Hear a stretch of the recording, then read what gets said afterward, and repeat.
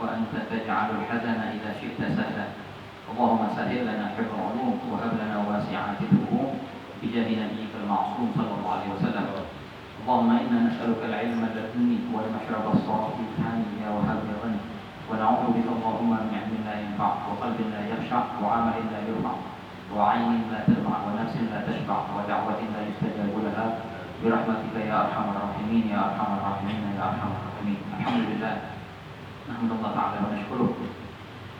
Alhamdulillah atas karunia Allah dan limpahan taufiknya kepada kita semua hingga bisa di saat yang mulia ini kita berkumpul bersama menimba ilmu Rasulullah SAW, mengambil sekelumit daripada warisan baginda Rasulullah SAW.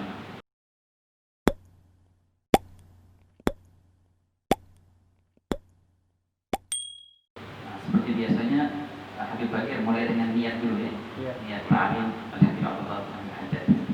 Biasanya beliau tuntun gitu. Dituntun gitu.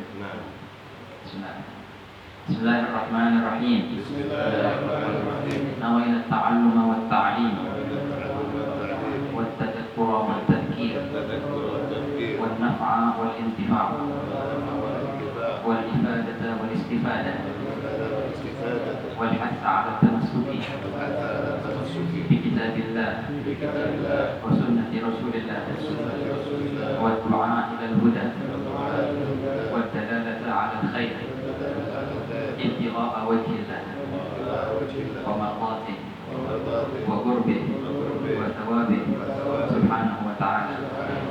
Nawaina ma nawa bihi aslafna salih. Nawaina ma ahata bihi ilmu Allah ta'ala min husni niyat. Alhamdulillah. Di sini bagi menyampaikan salam Bagir kepada antum semua dan menyampaikan i'tidar beliau. Saat ini beliau lagi khuruj dakwah, keluar berdakwah di Pulau Kalimantan di Banjar pada saat sekarang. Sebagai niabah, mungkin dimaklumi kalau bahasa Bagir kurang rapi atau kurang tersusun, dan juga penjelasan Bagir nggak seperti penjelasan guru kita Habib Bagir. Bagir masya Allah sudah terbiasa dan masya Allah dia termasuk guru saya juga waktu di Tari. Alhamdulillah insyaallah khair ya kawan. Sebelum kita mulai, alhamdulillah ini min ni'amillah alaina, Allah Ta'ala limpahan karunia nikmat kepada kita semua ya kawan. Sampai saat ini kita bisa bareng di akhir bulan Dzulhijjah ini, dan ini kemungkinan besar menjadi akhir hari Sabtu di tahun 1441, dan insyaallah Sabtu depan tahun baru gitu. 1442 Hijriah bahagia ya Pak. Perlu kita perhatikan bagaimana kita menghabiskan tahun ini dengan khair. Mungkin beberapa bulan kemarin, beberapa hari yang lalu ada syai' mafa'alna, lakin insyaallah al-ibrah fil 'amal bi khawatimiha. Dalam ulama al-athar mereka berkata patokan dalam suatu amal adalah terakhirnya. Bila terakhirnya bagus, maka insyaallah semua akan bagus. Bahkan yang lewat-lewat kemarin di bulan-bulan kemarin, kalaupun ada mukhalafat, ada maksiat, insyaallah dengan khitam di beberapa hari terakhir di tahun ini, insyaallah Allah Ta'ala akan hapuskan semua yang mukhalafatnya, yang maksiat semua ada ya ikhwan. Juga subhanallah memang tahun yang kita alami ini tahun yang penuh dengan pelajaran dan penuh ibrah ya ikhwan. Bukan masalah corona ataupun covid, tidak, itu biasa. Tapi yang lebih luar biasa adalah banyaknya daripada ulama kita yang Allah Ta'ala panggil di tahun ini. Wah, luar biasa ya, nggak pernah kita lihat di tahun-tahun sebelumnya berapa banyak ulama yang Allah Ta'ala panggil di tahun ini. Dan ini suatu makna daripada firman Allah Ta'ala, awalam yaru anna natil arda nanqusuha min atrafiha. Allah Ta'ala berfirman dalam Al-Quran, apakah mereka tidak melihat bahwasanya kami senantiasa mengurangi dan menyempitkan bumi ini, kata Allah. Makin lama bumi itu makin sempit.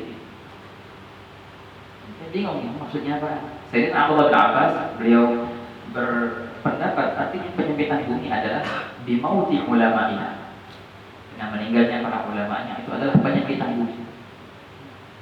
Ini suatu makna daripada kalam al-arifin, dibilang mautul alim, mautul alam. Kematian dari seorang alim itu adalah kematian bagi alam semesta. Makin lama makin seperti itu. Dan uswah min atrafiha. Wahakala. Tapi memang kepergian mereka suatu musibah bagi kita. Tapi luar biasa ya kawan. Di balik musibah itu ada kesempatan yang sangatlah besar bagi kita.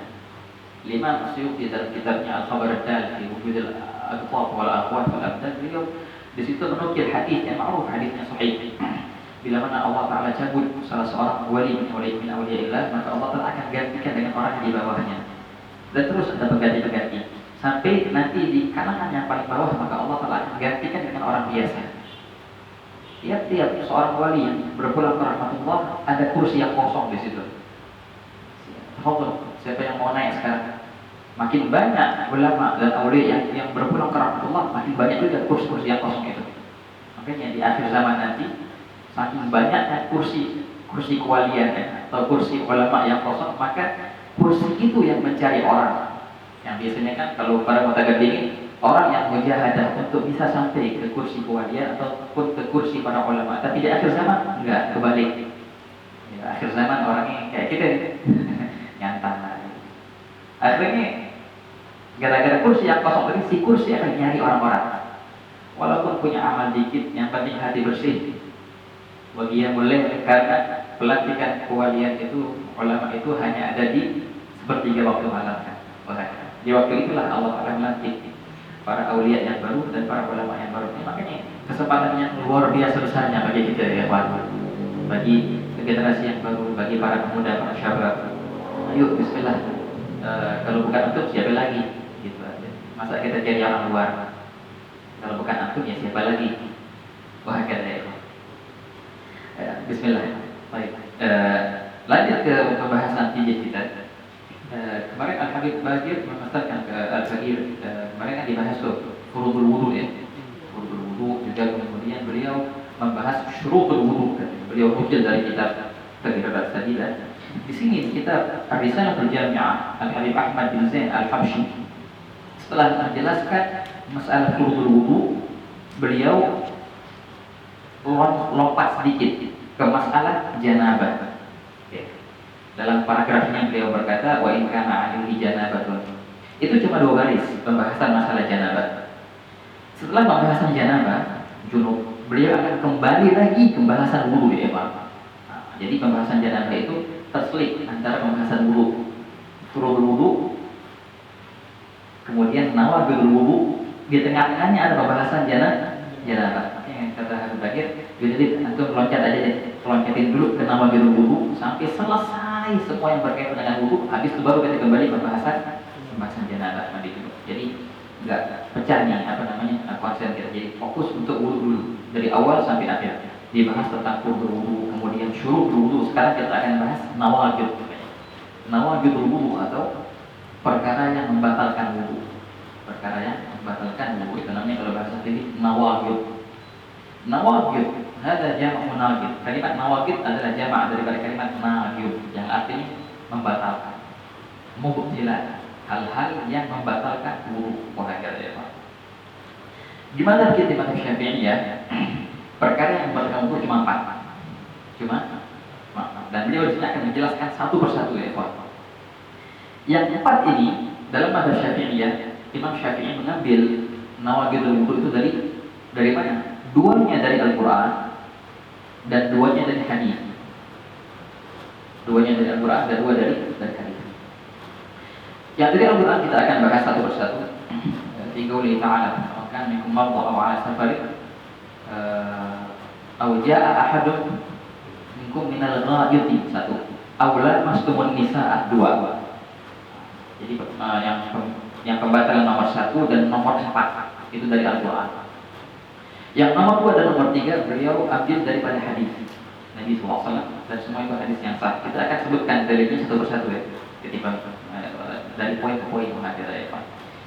Dari Bismillahirrahmanirrahim, kita baca dulu nas ataupun naskah daripada kitab Risalah Al-Jami'ah per paragraf. Qala musannif rahimahullah taala, wa ada nafa'a bihi wa yubarakatihi wa radhiyallahu ankum. Wa yanqudul wudu'a al-khariju min ahadis sabilain. al-gubuli awid duburi ala ma kana. Ini paragraf pertama. Beliau berkata, wa yaghudul wudu, dan di antara perkara yang membatalkan wudu, satu, al-kharij, perkara yang keluar. Al-kharij, perkara yang keluar min ahadis sabilain, daripada salah satu dua jalan. Sabil atau tariq, jalan. Ahadis sabilain, salah satu dua jalan. Apa itu dua jalan? Beliau sebutkan. Maksudnya dua jalan adalah al-gubul awid dubur. Gubul ataupun dubur. Ini adalah dua jalan. Tiap-tiap perkara yang keluar dari gubul maka membatalkan wudu. Atau perkara yang keluar dari dubur juga membatalkan wudu. Beliau berkata di sini ala makana. Artinya ala makana, apapun itu artinya. Apapun perkara yang keluar dari gubul, yang keluar dari dubur, maka batal wudu dengan keluarnya perkara itu. Apapun itu, baik pun itu perkara yang memang biasa keluar ataupun perkara yang enggak biasa keluar. Yang penting kalau sudah keluar dari salah satu dua jalan ini, maka batal wudunya. Bahkan sampai-sampai fuqaha di sini, para ulama fikih, mereka mencontohkan kalau seandainya orang cacingan contohnya. Waktu dia mau buang air besar, keluar cacing. Yang keluar cuma pala cacingnya tuh. Pala cacing keluar, masuk lagi cacing tuh. Keluar sebentar, masuk lagi ke cacing. Batal nggak wudunya sekarang? Kan masuk lagi. Ya, selagi sudah keluar, ya batal wudunya. Cacing, walaupun cacing, walaupun itu benda nggak pernah keluar dari gubul ataupun dubur, selagi itu benda, apapun itu ya kawan. Basah, kering, biasa, nggak biasa, bentuknya kayak apa, kecil, besar, selagi keluar dari salah satu dua jalan ini, maka langsung batal wudu, walaupun itu benda balik kembali. Bahaya. Jelas ya? Ini arti daripada ibarat maksudnya ala makana, apapun itu. Bahaya. Jadi apapun yang keluar batal wudu. Oke. Bahkan di sini Imam Syafi'i mengambil hukum ini dari mana? Ini dari Al-Qur'an. Au ja'a minkum minal ghaid. Dalam ayatnya Allah Taala menyebutkan ini masalah yang dua kali di Al-Qur'an. Bila mana kalian datang daripada ghaid. Ini luar biasa ya teman. Kalau kita meneliti sedikit daripada kalimat min kalimatillah Al-Qur'an, luar biasa. Halusnya takbir Allah di Al-Quran itu luar biasa banget ya teman. Tingginya sastra Al-Quran, tingginya sastra Arab yang Allah Ta'ala gunakan di Al-Quran sangat-sangat luar biasa. Au ja'a ahadun, bila mana salah satu dari kalian datang daripada ghaid. Kalimat ghaid walaupun sekarang sudah dijadikan artinya ghaid, apa arti ghaid? Ma'ruf ya. Ghaid artinya suatu kotoran yang keluar dari perut manusia. Itu artinya ghaid.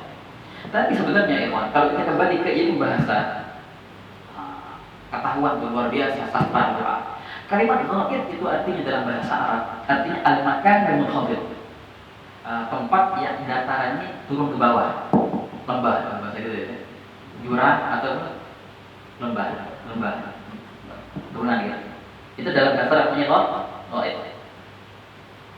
Dahulu waktu zaman Nabi SAW kagak ada kan WC, nggak ada WC. Nah jadi gimana ya kalau mau buang air? Mereka pergi ke padang pasir dan mencari tempat yang agak nurun sedikit, jadi tertutup. Hingga terang-terangan di padang pasir itu muka orang enggak, mereka cari tempat agak nurun sedikit, ada yang menhadir gitu. Nah disitulah mereka biasanya buang air ataupun baik pun buang air kecil ataupun besar di situ biasanya mereka. Itulah WC-nya orang dahulu. Kayak gitu. Kagak ada WC di rumah, enggak ada. Namanya WC di rumah itu mustahil di kalangan waktu zaman Nabi SAW. Sampai itu yang pertama kali orang buat WC di rumah siapa? Itu maklum, dia tahu dalam sejarah. Seorang daripada khilafahnya Bani Umayyah. Orang yang pertama kali buat WC di rumah itu juga sempat diprotes. Wahai kalian. Kalau kita baca dalam sejarah Zaujat Rasul, ini luar biasa ya. Jadi mereka itu, terutama yang perempuan ya. Perempuan keluar dari rumah siang-siang itu jarang. Biasanya mereka keluar malam-malam untuk lebih santai. Kita baca dalam sirah Nabi SAW, para istri-istri Nabi SAW, Ummahatul Mukminin, mereka kapan keluar rumah untuk qada al-hajat, untuk buang air besar atau kecil, malam-malam semua. Jadi semua udah kayak biasa. Ini kalau kita pikir, jadi tahan terus tuh. Jadi udah kayak biasa mereka itu keluarnya kalau malam. Oke, kembali Ghaib tadi adalah tempat yang turun kan, yang biasa digunakan untuk buang air. Itu artinya ghaib. Karena mereka pilih tempat yang turun karena untuk satar aurat. Jadi lebih tertutup. Nah di sini kalimat ghaib ini Allah Taala gunakan untuk apa? Untuk perkara bila mana orang buang air. Yang tadinya namanya ghaib itu ada tempat yang daratan yang turun, maka dipindahkan makna itu kalau dalam ilmu balaghah namanya majaz ke perkara yang keluar dari perut manusia. Karena memang itu perkara keluar dari perut manusia, di mana dikeluarkan di tempat yang menurun, bahagia. Artinya tempat itu digantikan atau digunakan ke perkara yang keluar dari perut manusia. Allah Taala nggak bilang perkara yang memang kalau bahasanya adil, perkara yang keluar dari perut manusia, nggak pakai bahasa kasar itu, enggak. Allah Taala gunakan apa? Kinayah dengan tempatnya. Akhirnya. Oke, ini adalah dalil dari Al-Quran untuk yang poin pertama ini. Jadi batal wudu dengan semua keluar dari dubur dan dubur, bahagia. Semua kecuali satu. Ada satu kecualian di sini. Ada satu perkara yang jadi nggak batal wudu kalau seandainya keluar. Apa itu? Satu-satunya nggak batal hanya saja mani. Kalau mani keluar nggak batal. Orang laki-laki keluar mani, dia punya wudu nih contohnya. Dia punya wudu ya. Kemudian dia keluar mani. Apakah batal wudunya dengan mani tersebut? Enggak, wudunya enggak batal. Kecualian. Soal kalau wudunya enggak batal, ya enggak. Oke, dia enggak batal wudunya. Dia punya wudu, oke. Dia bisa ngapain dengan wudu itu? Bisakah dia sholat sekarang? Enggak bisa. Yo, wong dia disuruh apa? Mandi wajib kok. Enggak bisa sholat. Bisa enggak tawaf? Enggak bisa tawaf.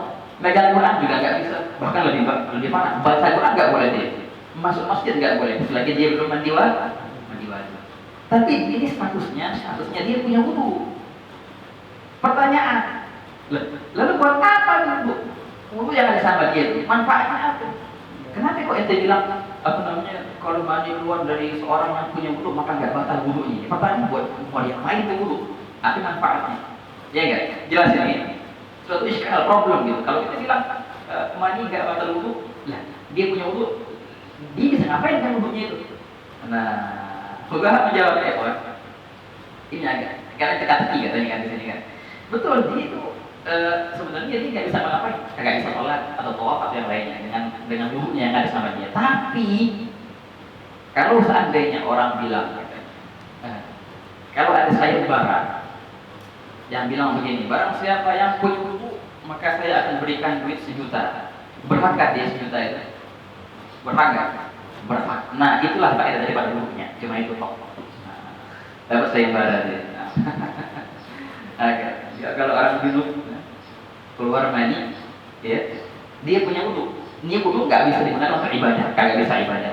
Yang bisa untuk perkara dunia, kayak gitu dapat duit, dapat sayembara, itu bisa. Untuk ibadah akhirat kagak bisa tuh. Ya jelas ya. Oke, orang mungkin juga bingung, emang kok bisa ya? Dia punya wudu kemudian dia keluar mani, wudunya nggak batal dengan mani itu? Iya bisa. Loh gimana gambarannya kalau seandainya contohnya dia berwudu, kemudian dia duduk kayak gini, kemudian dia tiduran. Nah, dia tidurnya gini dibasah, keluarlah mani itu. Bangun dia dari tidurnya, batal nggak wudunya? Kagak batal sekarang. Tidurnya lagi duduk. Kita akan bahas di sini kan, dan itu jelas nggak batal. Dan keluar mani nggak batal. Nah, sekarang statusnya dia punya wudu. Tapi kalau seandainya dia punya wudu, kemudian dia tidur berbaring, mimpi basah, keluar mani, batal nggak wudunya sekarang? Batal. Bukan karena mani, karena tidurnya. Ataupun dia berhubungan dengan istrinya, dia batal karena bersentuhan dengan perempuan ajnabiyah.